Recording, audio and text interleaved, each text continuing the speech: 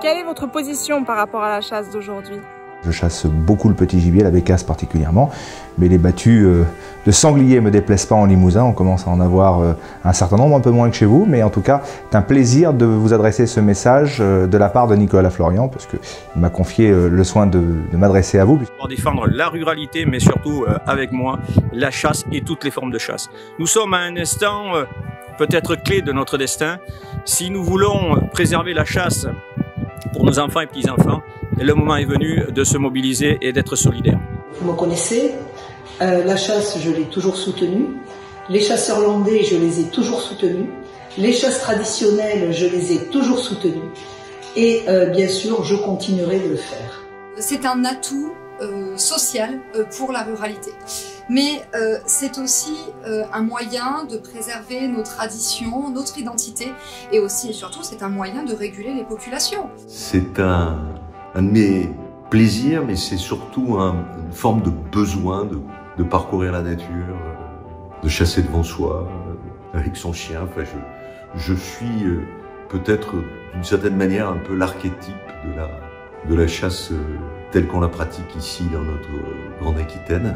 Je ne vais pas rentrer dans un débat qui divise ou qui pourrait diviser le monde du travail entre chasseurs et non-chasseurs. Je reste persuadé que l'immense majorité des chasseurs est respectueux de l'environnement, respectueux et participe à l'équilibre de la nature. Je suis convaincu que l'immense majorité des chasseurs respecte son voisinage.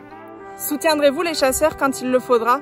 Donc j'ai beaucoup de mal à comprendre la façon et la manière virulente avec laquelle le monde cynégétique au sens très large est attaqué. Et pour ma part, je serai un ardent défenseur, comme je le suis dans mon département, du monde cynégétique en général et du monde cynégétique de Nouvelle-Aquitaine en particulier. Mais je fais que la défendre depuis 35 ans. J'ai passé 6 ans au conseil régional à expliquer ce qu'est vraiment la chasse, qui sont les chasseurs, pourquoi ce sont les meilleurs garants de la biodiversité, de l'environnement. Je me suis déplacé, la dernière manifestation pour la chasse à la glu, à Prades. Nous étions que 1000 chasseurs. Vous vous rendez compte, 1000 chasseurs. Nous n'étions que quelques-uns de Nouvelle-Aquitaine à nous exprimer là-bas, à soutenir les chasseurs à la glu. Bien sûr, je continuerai de le faire. Je continuerai de le faire si je suis élue présidente de la région Nouvelle-Aquitaine. Je continuerai aussi de le faire auprès du gouvernement, puisque je souhaite vraiment que nous avancions dans les sujets notamment d'indemnisation pour les dégâts sur les cultures, avec une évolution de la loi. Moi je vous dis, je m'oppose à cette idéologie qui stigmatise les chasseurs. Je pense que ceux qui s'adonnent à cette pratique sont des gens qui ne savent pas de quoi ils parlent. Ce sont peut-être des bobos des villes. En tout cas, moi, présidente de région, je confirme aux chasseurs qu'ils auront tout mon soutien. Je l'ai toujours fait. On a même, dans le cadre de l'analyse des populations, il faut bien entendu respecter les populations, y compris les populations chassables. Et d'ailleurs, il y a eu des évolutions de la part des chasseurs, des associations de chasse ou des fédérations extrêmement importantes. Êtes-vous d'accord pour dire que les chasseurs sont des acteurs incontournables de la biodiversité?